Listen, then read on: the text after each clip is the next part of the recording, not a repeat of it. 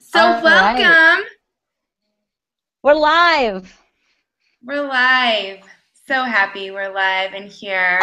Welcome, welcome. I can hear you. You can hear me. So I imagine whoever may be watching can hear us. Um, I'm double checking, Thais, that when you go to our YouTube channel for it, or your YouTube channel for it, that we show up. So do you see that we are showing up there? Um, Let me ask my social media manager to see because she's going to be supporting us tonight. Welcome, welcome. Oh, yes, we are. We're there.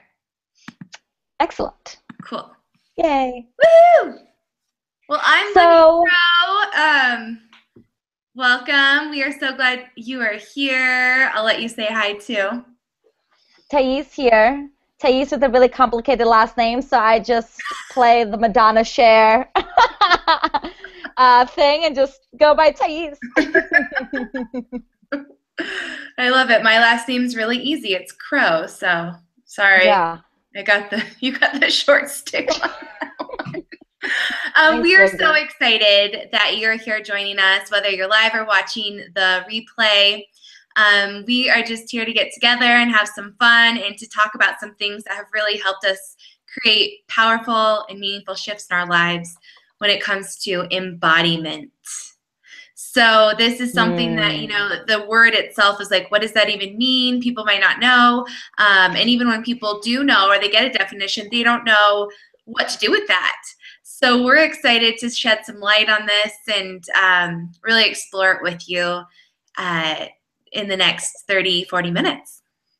I love it. I love it. Yes. When we were coming up with the concept for this workshop, Libby and me, we were thinking about, the workshop that we're hosting together in Denver, and it's all about body expression and body embodiment. And so when we were coming up with what we wanted to talk about with you guys tonight, the first thing that we thought of is, well, what if people don't even know what that is? I know in my own bubble, I'm so used to throwing out these words, and I'm so used to saying this stuff, and then I will talk to a client who will ask me, well, what does that mean? And it always kind of throws me back a little bit that people aren't in my bubble.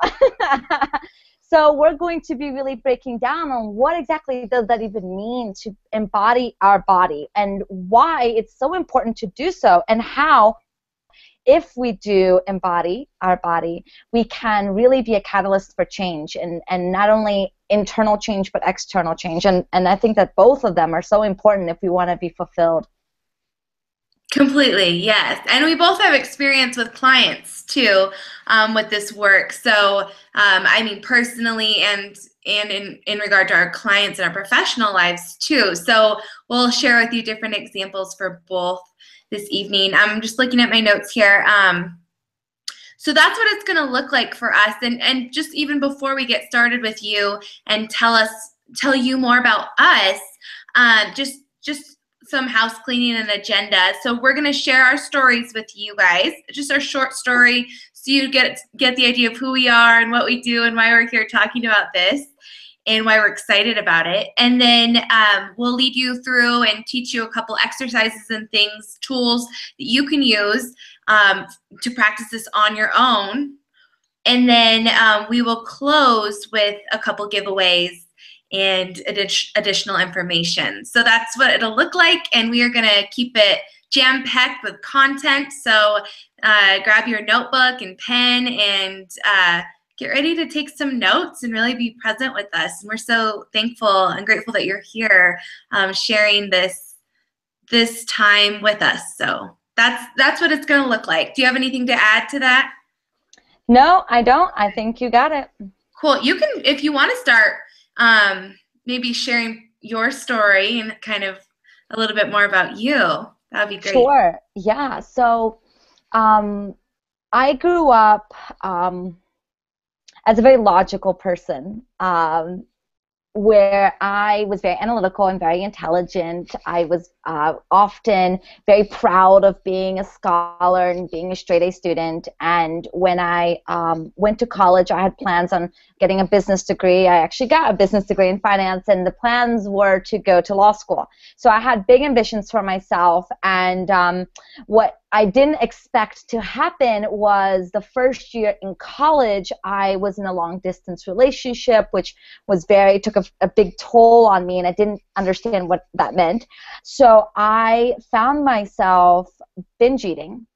And I've always been very, I never really thought about food as a thing. You know, when I grew up, I didn't really like sugar. I was a picky eater. So I never had an issue with food. I never had an issue with my body. And then here I was eating pizza in the bathroom because I was too ashamed to admit to the world that I could eat a whole pie of pizza by myself. Or I would go into the dining hall and I would grab a bunch of cookies and stuff it in my pockets and then walk to class eating those cookies because I didn't want people to see that I was consuming so many cookies. And it led me down a really hard road where I would eat, and because I didn't know any better, I would just starve myself and go to the gym, and for 2 hours, 3 hours on the elliptical, burning off everything that I ate. You can imagine that it was a very toxic cycle for me, and I didn't know any better because I was all here, and I had no awareness of anything below my head. And it took me 3 years for me to finally start realizing that something needed to change. And it was a dark night of the soul, a dark, dark night for me, that I finally put my hands together and I prayed. I prayed to this thing called God, and I asked for help, and I didn't know what that help was, but I needed something. And I got an answer back that said, Thais, you're going to be okay. And at that moment, I realized that it was time for something radical called self-love. And a few months later, I went to my first yoga class. And for a split second in that yoga class, I connected to something called my body. And my mind quieted. And I was really present with myself. It was just a split second. It was nothing magical. And it was completely transformational because it made me realize that there's something called a body. And it has a lot of gifts and intuitions and feelings and sensations that I had completely disconnected. And so that really was the start of my road towards the holistic realm. I went to yoga teacher training, and then I went to become coach certified so that I could support other women going through this stuff. And eventually my coaching path led me to where it is now, where I'm supporting women play big in their lives. And what I often see happen is that women come to me wanting and having all these ideas here and completely disconnected with here, with their hearts, and disconnected with their feelings and with their magic, the special sauce that makes them really unique. So that's my path, that's my journey, and it's been an incredible gift. Binge eating for me was an absolute gift, looking back, because it was the catalyst that I needed to start down this road. So a little bit about me. I love that you say it's a gift. I think a lot of the times, as an eating psychology coach, it's one thing that I do. I see people really shaming eating issues, like themselves, like they don't think it's a gift, or they shame their appetites, and a lot of shaming. It's like you really see. I'm sure at the time you didn't say, but you're really seeing now, like, oh, like this was a messenger, this is a gift, like this was for me to learn something. So I love that you mentioned that at the end of your story.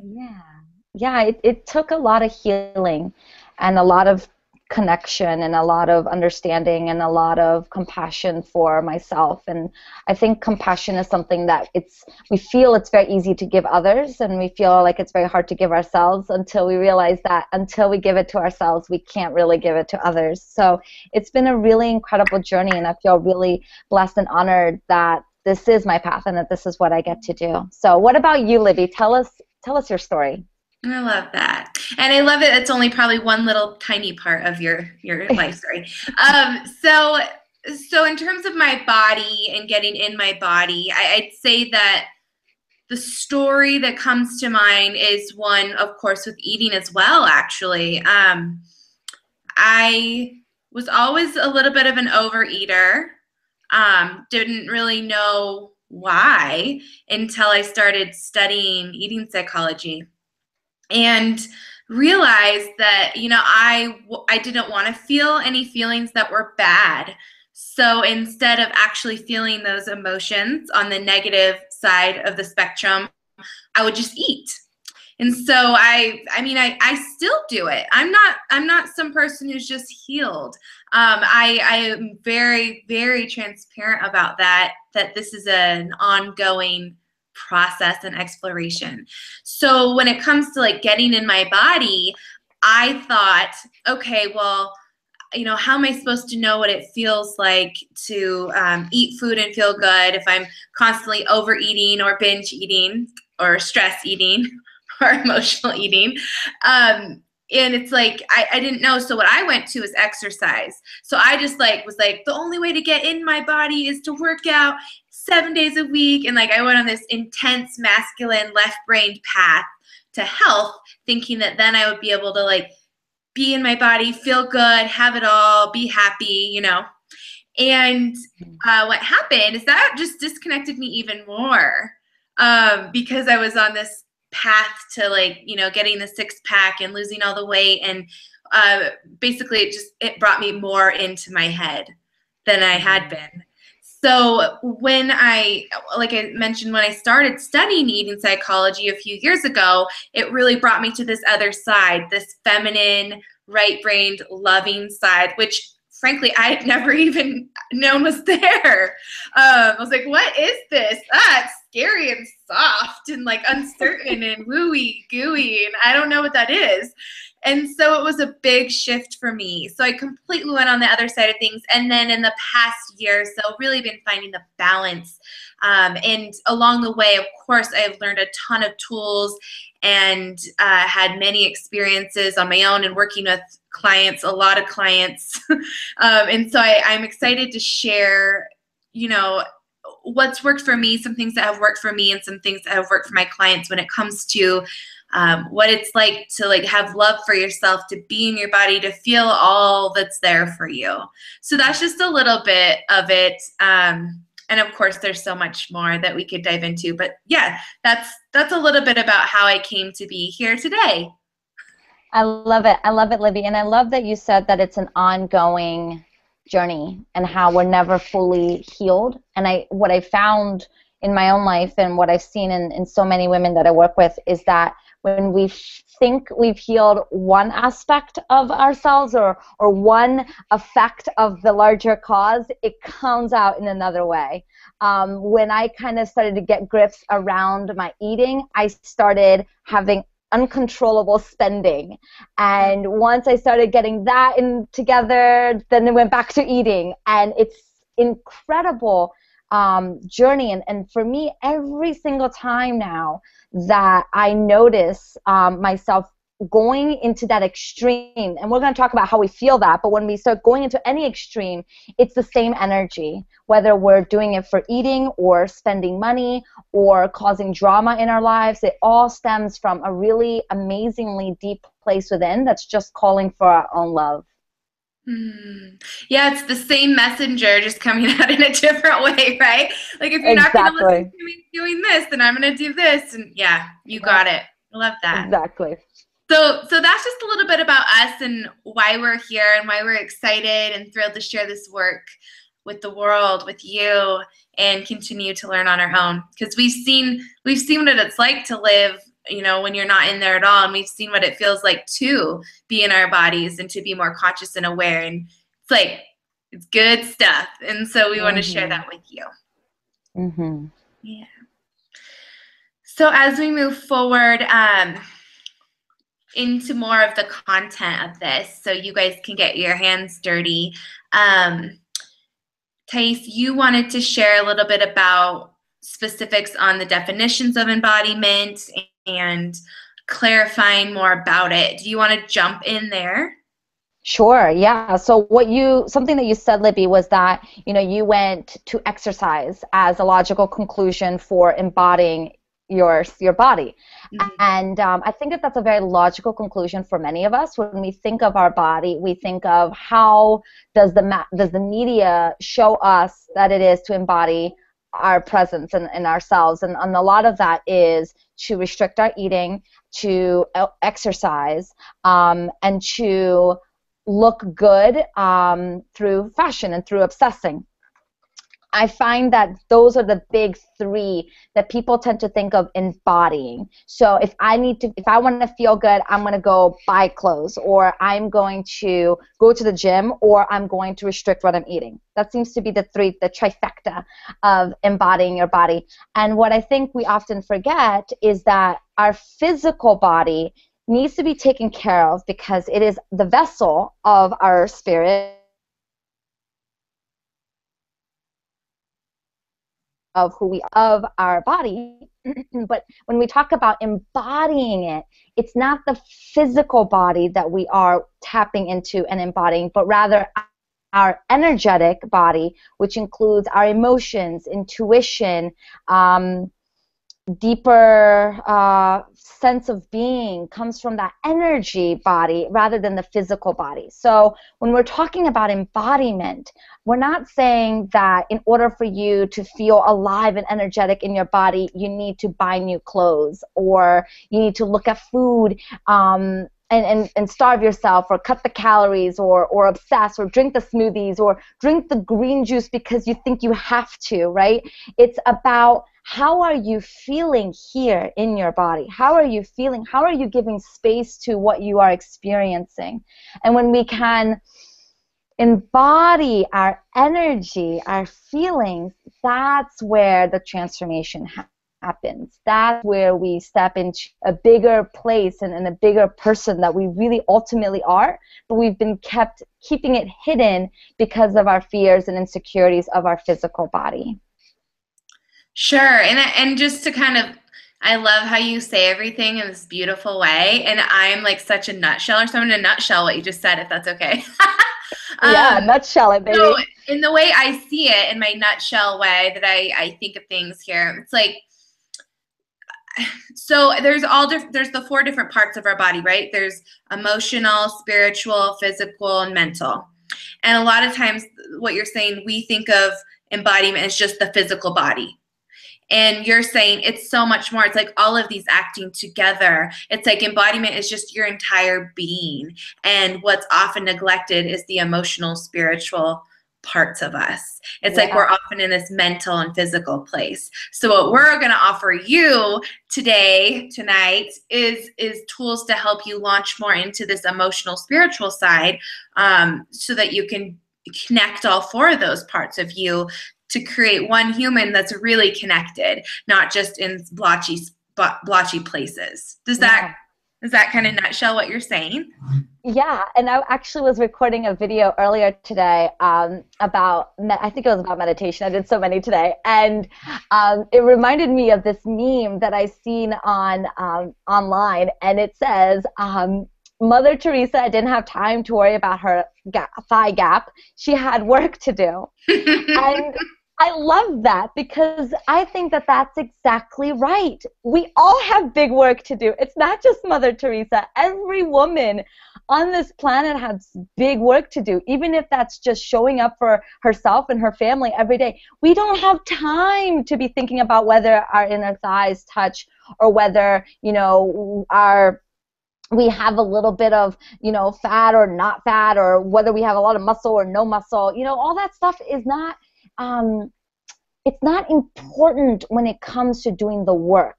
However, if we're spending a lot of energy around whether that is important or not, we're taking away energy that we could be spending on really fulfilling our lives and doing the incredible amount of service and love that the world wants from us and that we want for ourselves.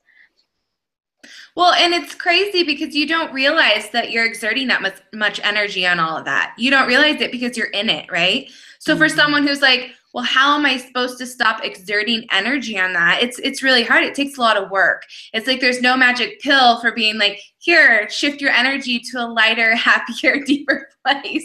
So I think that, for people who do live in the mental space, like we both had for so long, it can be a huge transition to kind of go into this world of like emotion and feeling. It's like, and it's scary, I think, and people don't even know how to do it. They're like, how do I even do that? So what would you say? And you could even like launch in now if you want to your exercise. Like what would be a way that people can do this? Like that have no idea. Like how do I love myself? Like how do I shift that energy? Like what would you say to help Oh, someone that's so, that? yeah, that's such a beautiful question, because that's exactly the question I had when I was that dark night of the soul and I knew that it was time to try this thing called self-love, and I've never done that before. I didn't know what that was. I didn't know what this was. Yeah. And so yes, yoga helped me, but there's only so much that you can do on a yoga mat that doesn't really tap into the how, right? The teacher won't sit there for an hour and tell you how to self-love. And so one of the things that has helped me tremendously in just starting to come into my body is to tap into the power of the breath. Mm-hmm. It sounds very simple, and it's actually extremely, it can be extremely challenging, but it is very simple, which is whenever I wanted to reach for food, whenever I wanted to binge, or whenever I felt like I was judging my body and I felt fat and I felt gross in my body, I made a commitment to just come into my breath. So Hmm. I just took a deep breath in and out. And I just felt what that breath felt like in my body. So I felt my lungs expand, and then I feel everything contract and come out. And when I can give myself these breaths, what we're doing physiologically is we are calming our nerves, right? So when we get stressed, especially when we get anxious, because that's why we're binging, is because we're anxious.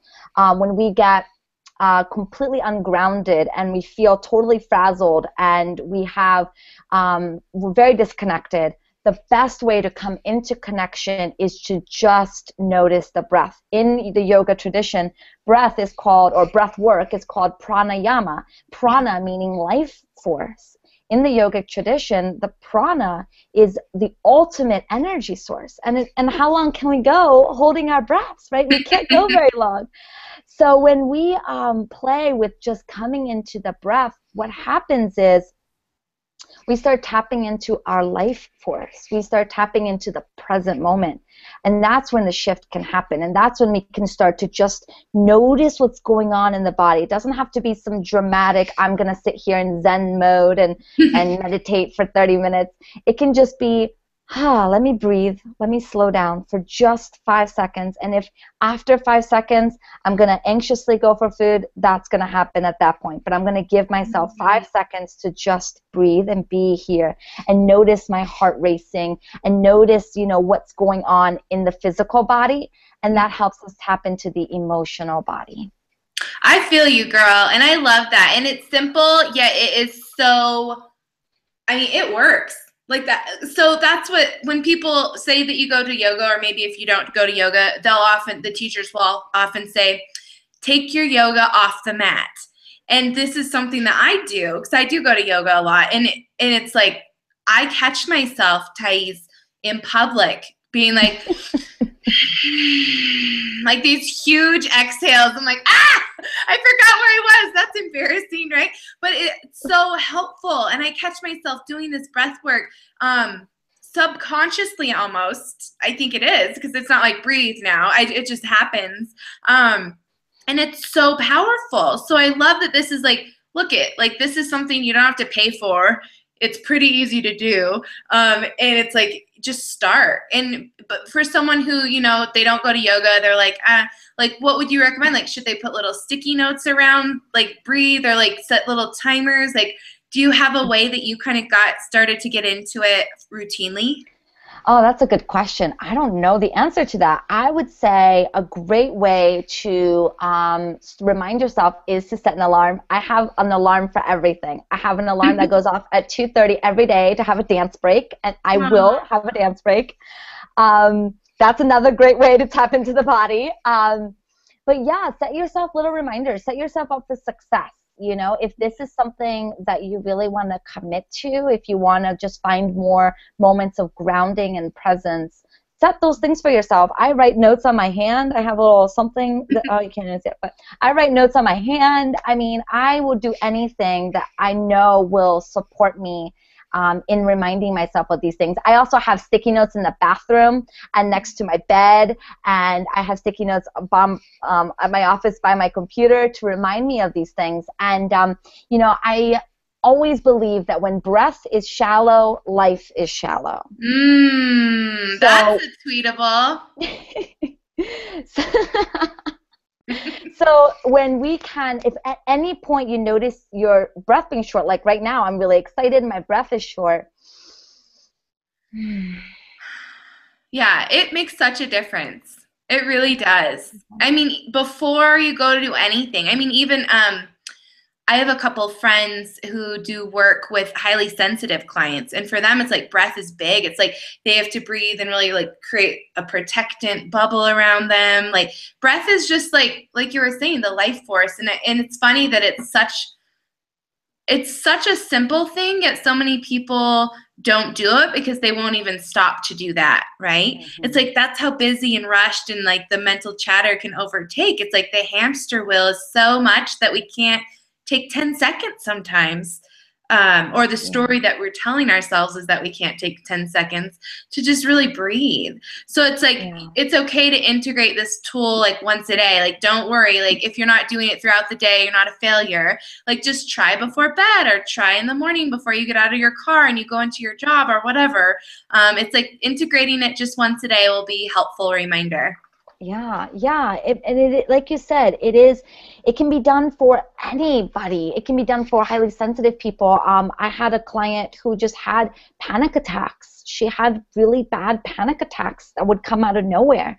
And when she could just remember when it started coming on, to just start to take the breaths and start to come back, it automatically slows the system down. And it keeps us really grounded and present in what's happening.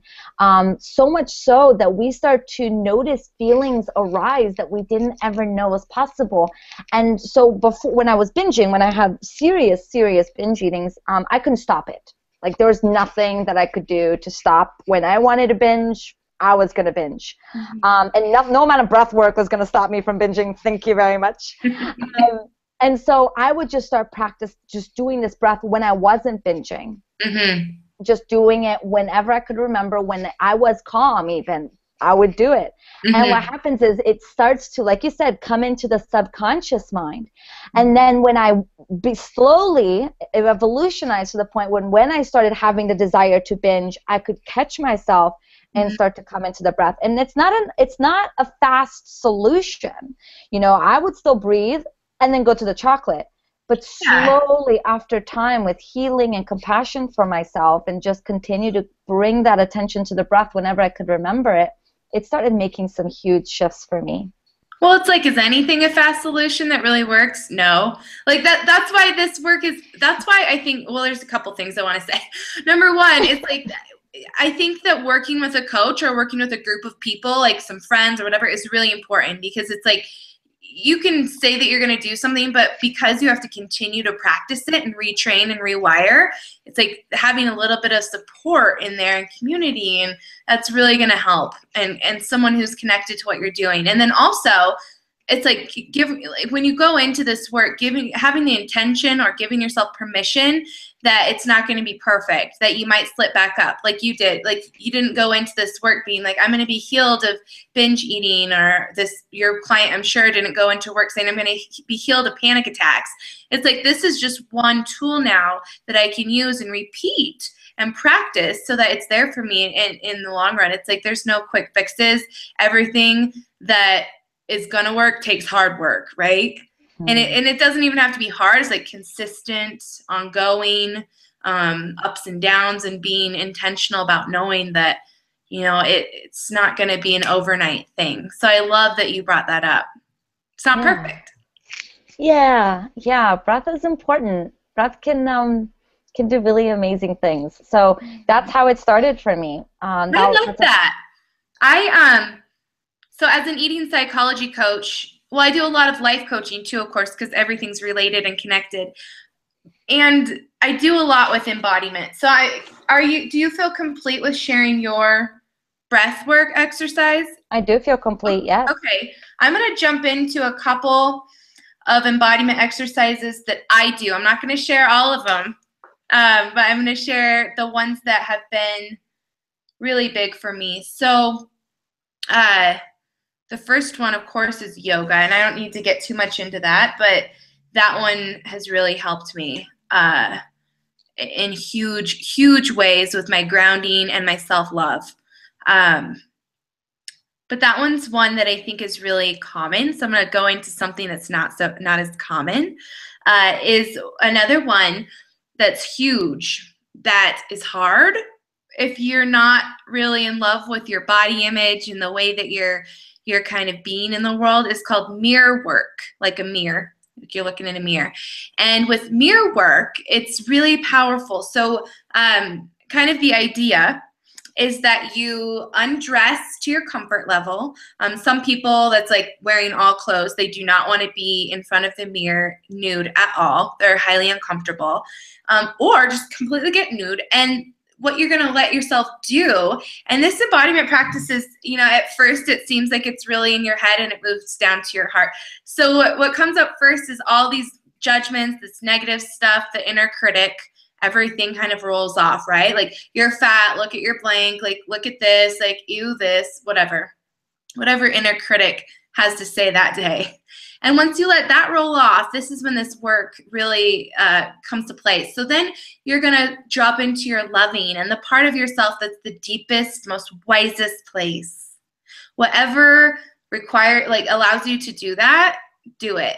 For me, I think of my grandmother who had passed when my mom was little. She just reminds me of this person who's so loving. So I think of that, and then I let all of the positive come through by looking at my body in the mirror and saying the truth. And this practice has really helped me rewire beliefs and stories when it comes to embodiment and beliefs about my body and beliefs about just myself in general. And so this practice, it can be repeated over and over again. And the longer that you can sit with yourself and let the judgments come and then fill them with compliments, the better. I mean, it's like this constant flow. Have you heard of mirror work before? I have, yes. Yeah. I have actually done it before. How did you, is this something that you liked, or is that something that didn't work for you as well as breath? Or tell me about your experience with mirror work. Well, what I loved about mirror work was that the critic comes up. And I love bringing it out into the open. So I love knowing that I'm going to come into this, knowing that the critic is going to come up. Mm-hmm. And when it does come up, because it will come up, I can just allow it to be there because I know it's going to come. Mm-hmm. So it's not like some surprise person yelling at you from the bus, hey, you're ugly, It's someone that you know very well saying you're ugly at a time that you know they're going to say that. Mm-hmm. And what happens is it starts to take away that power. Right. Because you know that it's coming. Yep. And so it becomes so obvious, so unsexy. Like, okay, I know you're there. I know these inner thoughts are coming. I know that they're gonna come. So why am I believing them again? Mm-hmm. I know that they're gonna come. It's a pattern. It actually becomes a habit. So why am I believing it? Why am I believing these predictable thoughts that aren't making me feel good? And so when I do mirror work and I know that these thoughts are going to come, it's a great opportunity for me to say hi to it. Hello, mm-hmm. I knew you were coming. And it takes some of that power away. So then when the loving thoughts come, it feels, it's almost like I emptied my cup out of all that shit. So now it's like nice and empty. So when the loving thoughts comes, it can really come deep. Fill back. Just like what you said. Yeah. And I love that you say that. I think a lot of people try to quiet their inner critic and not let it speak. And it's like, that's what it wants. It wants to just build and build and build inside of you. But if you give it voice and let it speak and let all of those judgments and the nasty stuff come up, and instead of being angry, like maybe find compassion for that part of you, then you're so right. That's a huge part of it. I'm glad that you mentioned Yeah. it. So Oh, mirror work is a big one. It's hard to do for some people who are struggling with body image, and it's really helpful. Another one that for me has been huge is self-questioning. So I'm such a tangible person, you can tell. So with self-questioning, here's an example. So say that I'm in the middle, we'll just use food. Say that I'm in the middle of a stress eating situation where I'm feeling stressed, and instead of just feeling it and hammering through, I go to the kitchen. The idea of self-questioning is that, say that I'm mid-fridge grab, it's like you ask yourself, like, what am I making the stress mean, or what does that stress mean about me, or what am I actually hungry, or what am I actually doing right now, or how am I actually feeling? So it's like asking yourself these questions to get down to the truth instead of covering them up with food. We can do this in a variety of ways. It doesn't have to be food, right? Some people, if stress comes up or something, they'll go work out to get rid of that stress, or to like act like it's not there and not feel it at all. And so, I mean, whatever, food, exercise, alcohol, whatever the thing is that you're going to, instead of feeling the stress, it's like when you're in the middle of that, the self-questioning comes up, because that's when you're going to stop. Maybe you breathe, and then you're going to ask yourself some meaningful questions. So the more that I get curious with myself, the more that I can actually be okay being in my body. So here's an example. Okay, yeah, so like last week, I was having some technology issues and challenges because I'm such a people person. Technology, I get a little bit stressed. Okay, I get a lot stressed, I'll be real. And because I just want to know how to do it right off the bat. And so I was stressed out. I was kind of angry with myself. And I went to the kitchen and I grabbed all these dates and I started like vigorously eating them. And I used self-questioning. And I was like, okay, stop for a second. Like, what's really going on right now? And I just ask myself it, whether it's in my head or out loud. And it's like, oh, what's really going on is that this isn't fun for you. You're afraid that you're never going to figure this out. This is scary. And it's like I launch into actual truth, and I'm like, wow, like, how can I find love now? And how can I find compassion now? And so it's like self-question happens on the reverse side. If you don't stop and do this, is that clients or me or whoever will go and you'll do your eating or your drinking or your exercising to get away from the feeling that your whole body's trying to feel, and completely forget about it. That's over now. And like, that's why you go to do it in the first place, right? Like, the cost is that you don't have to feel that feeling. So these tools and these mechanisms, whether it's like breathing, mirror work, self-questioning, yoga, whatever, they help you stay in that discomfort and feel what's actually going on and understand what's actually going on before you move out of it, instead of just moving right out and then next time it comes up, move right out again. It's like you're actually like coping and feeling and belonging in the experience.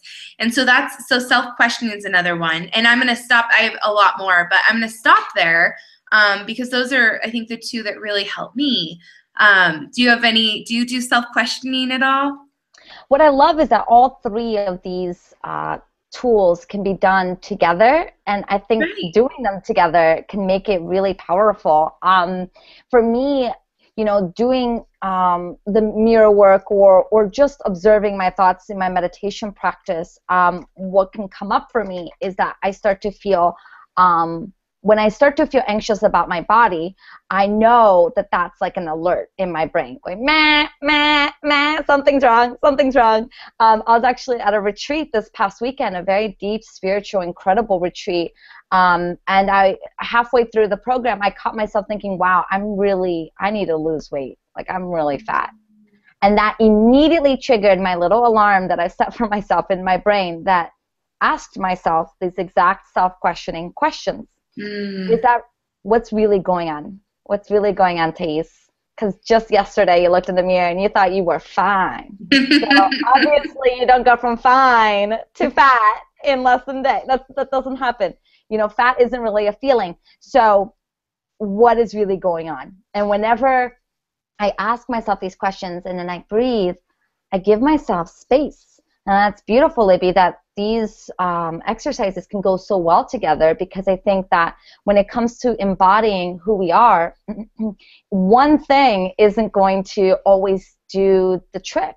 Especially since we've had such deep-rooted crap within us for so long, one thing isn't what's going to be the alleluia that we need. It's a combination of tools in our tool bag, and I think we can both say that, you know, it is only when we give a whole bunch of tools for ourselves and for our clients that they can now pick and choose what's going to work for them at that moment, and that's when they start to not only feel the shifts, but feel like they can shift themselves, right? That they have the power within them to change these thoughts, that they don't have to be a victim to these thoughts anymore. Yeah, and I think that I mean, what I see a lot with the people I work with, there's this aversion to trusting themselves. So they're always searching for answers and going outward, right? So it makes sense that it's uncomfortable to just be in their feelings and just breathe through them and look at themselves as who they are, or as or self-question or whatever it is. It's like it's tough because we're always looking outside of ourselves for the answers and for the truth and for meaning. And so these tools really help you start to trust yourself, and you're like, oh, not only do I have tools, like I am the tool. Like I can do this and I am this. And it becomes more powerful. And it's like, I mean, I can't tell you how many tools I have in my toolkit, because some days they just don't work.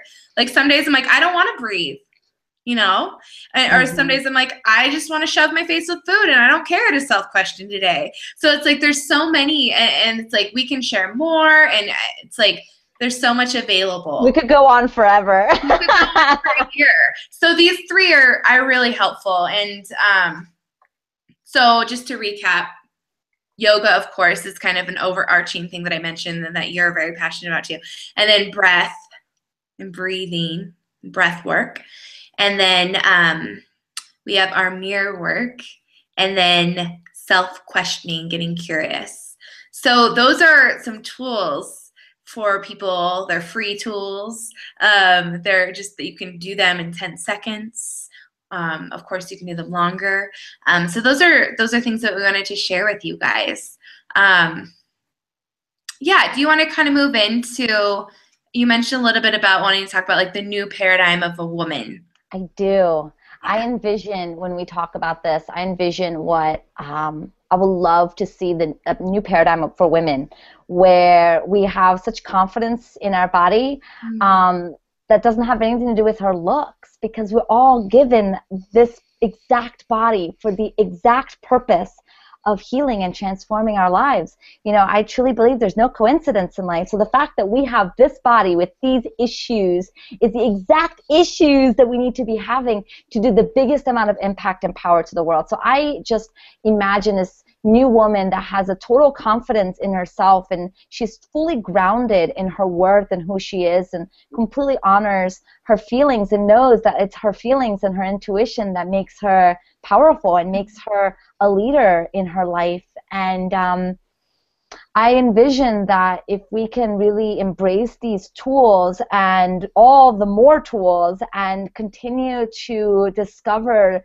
the journey within, just discovering that there's a journey to go within can do so much magic in bringing more luxury and liberation in our lives that doesn't go away when we have a binge episode.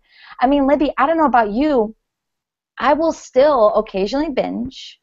It's never as bad as it used to be, because I always seem to, I seem to slow down.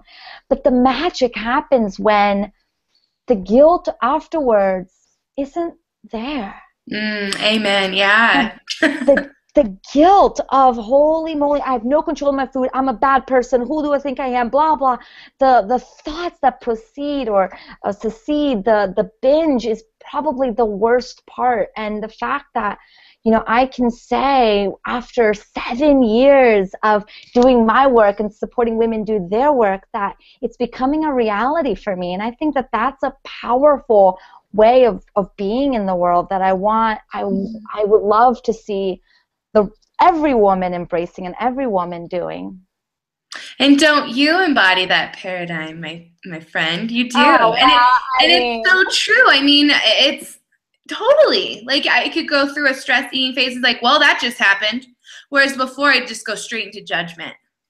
So it's true. It's like the more that we practice this work, whether it's embodiment or whatever kind of inner work anyone's working on right now, it's like the more aware, the more freedom you have as a human, the more you can trust yourself and be in who you are. And it's beautiful. So I love that you mentioned that, and I love kind of what you talked about there and the paradigm of the new woman. It was beautiful. yeah. Yeah. And Yeah. that's what I think we're really envisioning for our workshop that we're hosting in Denver on the 15th of June. I think Yes. that's the whole soul of why we created that beautiful offering, is to make this new paradigm be a reality for so many women. Hmm. Yeah, and it's like when you can be physically in a space, so our workshop will be live in Denver. When you can physically be in a space and with people and doing this work, it's like everything else is shut off, so you have to be there and you're more likely to remember it and to continue it, right? It's like when you go to a live event or a seminar or something or a concert, it's like all of you is there. Like there's no technology or laptops or anything going on. It's like you're there and you're in it. And so I'm really excited for this too, for people to get to experience this firsthand from people who've been practicing this for years, you and I. And so it's really exciting. I'm really excited. And of course, we can give you more information on our workshop if you're in Colorado. And Thais is on a tour. Do you want to tell them about your tour? Yeah, I'm going on a Say Yes to Your Adventure tour. I'm moving to LA by the end of June, and so I decided that I wanted to take this message of what it is to really play big and get out of our own way on the road. So I'm stopping in Chicago, Denver, and LA. And what I'm really excited for the Denver workshop is that it's going to be what it is to say yes to your adventure in here, in this Mm. thing, and make that really juicy. And, there is something really special about what happens when we go here. When we go here, the most amazing journey of all. So how can we say yes to our adventure within? And it's gonna be fun. I'm excited to get to know the whole country. I'm excited to move to LA, and this is seriously big playing for me. And I come from a pretty small town in Maryland, so going from a small town, being the big fish in a small town, and moving to a big, big pond is bringing up a lot of amazing fears and resistance that's giving me an opportunity to move through them and then be a spokesperson for how the heck to move through them. So Mm. that's my adventure, and I'm really looking forward to it. I'm so happy you're making Denver a pit stop. Oh, Everyone, Libby. I know the workshop's going to be amazing. Yoga, lots more of these tools, discussion, of course, sisterhood. I don't think I do any event that I don't mention sisterhood and community. And so we're excited. We're excited for it. And moving forward, so we're going to wrap up.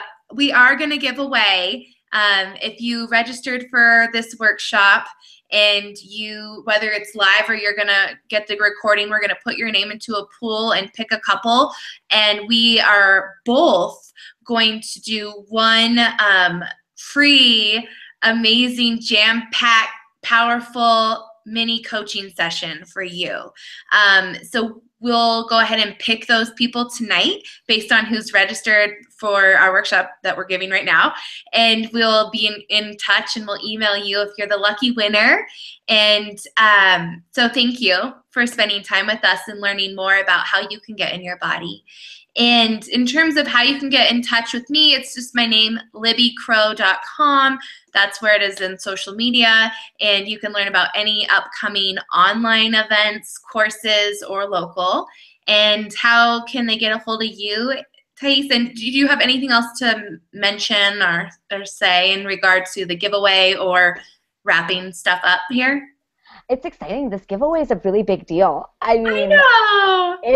I'm really excited about it. I think it's going to be really powerful. It's a really big gift, and I'm excited to be giving that and serving that, and I'm looking forward to getting to know people more. Yeah, so what I'll do is at the bottom of this YouTube video, I'm going to put in your information, Libby, so that people know how to get a hold of you and how to sign up for your goodies. And then, you can find me at CoachThais.com. And I currently have a free audio for you guys on what it is to embody your greatness. Dun, dun, dun. Perfect. Really exciting. Yeah, so I'll put all of the information for the Denver workshop, Libby, your contact information, and the YouTube channel so that people can have it. And I will be sending out a recording of this for everyone tomorrow morning. And I think that's all the information I have. Awesome. Well, yeah, I'm glad we could shed a little bit of light on our own experiences with this and give some tools. And of course, if you guys have any questions, leave a comment on the YouTube video page and we will gladly get to them. And yeah, just thank you for being interested in growing yourself in this way. I think a lot of people want to, but they don't take the time or energy to do so. So I really acknowledge you for staying on with us and being in this and being willing to try some new things, experiment, and get messy. Yeah, it's a true honor to serve every single one of you. And of course, Thais, it's always so good to see you. Oh, so good to see you, Libby. Looking forward to seeing you next month at our workshop so we can hug and have so much fun and change the mind. Amazing. Awesome. Well, thank you guys so much for coming, and take care, and lots of love and embodiment in your future. Bye-bye. Bye.